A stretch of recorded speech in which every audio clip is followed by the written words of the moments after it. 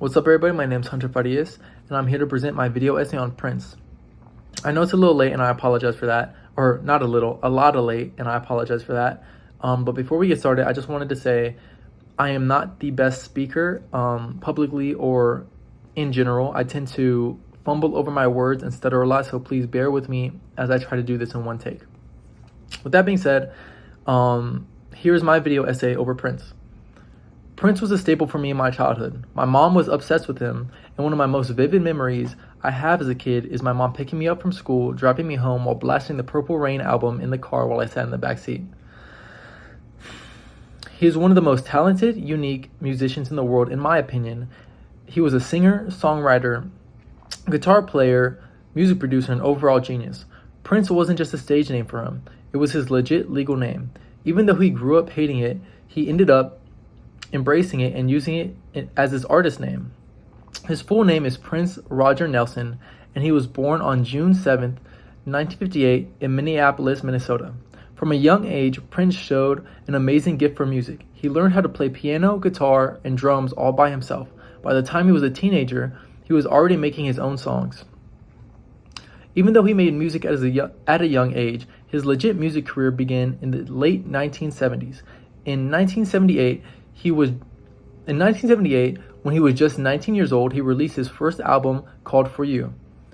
He played all the instruments on the album, which showed how talented he was at a really young age. A year later, he released his second album, Prince, which had the hit song "I Want to Be Your Lover." That song became very popular. That song became very popular and helped him become well known in the music world. In the early 1980s, Prince's career really took off. He released albums like Dirty Mind and Controversy, which were really different from any, thing. I'm sorry, bear with me. Which was really different from any music released at the time. His mix between pop, rock,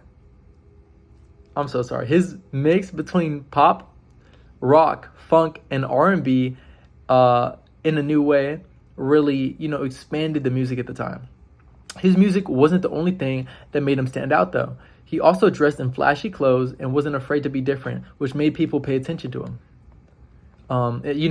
More attention to him if they weren't already. Prince's biggest success came in 1984 with the album Purple Rain. An iconic album in my opinion. I don't think there's really a lot of misses on it. It's all around beautiful, amazing album. This album was also the soundtrack to the movie Purple Rain, which Prince starred in. The album had huge hits like When Doves Cry, my personal favorite off the album, and Let's Go Crazy. It sold millions of copies and won Prince an academic award for Best Original Song Score. Sorry about that. Purple Rain made him a superstar all over the world. During the rest of the 1980s, Prince During the rest of the 1980s, Prince kept releasing successful albums like Around the World in a Day, Parade, and Sign O' the Times. Each album was different and have never stopped trying new sounds and styles. He was also known for his incredible live performances where he danced, sang, and played guitar like no one else. Prince didn't just make music for himself. He was also writing songs for other artists. For example, he wrote Nothing Compares to You for the band The Family, which later became a hit for a singer. I'm going to butcher this name, and I'm so sorry. I apologize. Sinead O'Connor, I hope is the correct way to pronounce that.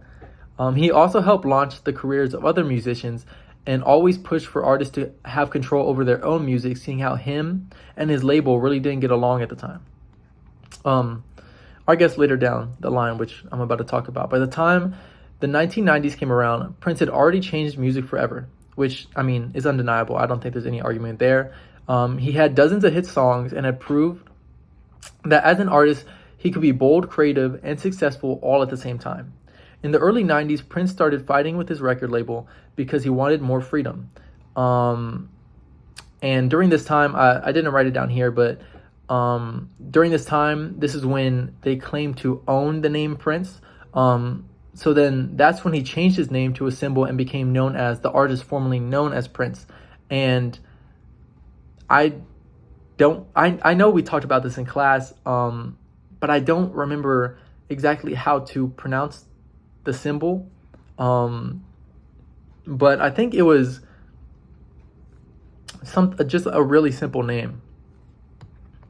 Anyways, Prince was not just a musician.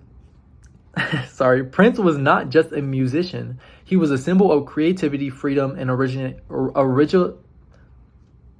originality. His music inspired people all over the world, and his influence can still be felt today. From the late 70s to the 90s, Prince broke the rules and changed what it meant to be a music star. That's all I had here, but I just wanted also, I'm so sorry for my speech. I don't know if I have some type of speech impediment, but I'm so bad at, reading things or getting a full sentence across without me fumbling over my words. Anyways, though, I just wanted to say Prince was super influential at his time for what it meant to be going against the social norm, whether that be like gender norms, racial norms, any of that. And I think, Prince was one of, if not the biggest artist to really push for creativity and freedom during this era.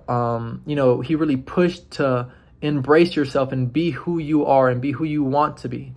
And, obviously besides his music, he was just so inspirational to me, especially my mom growing up.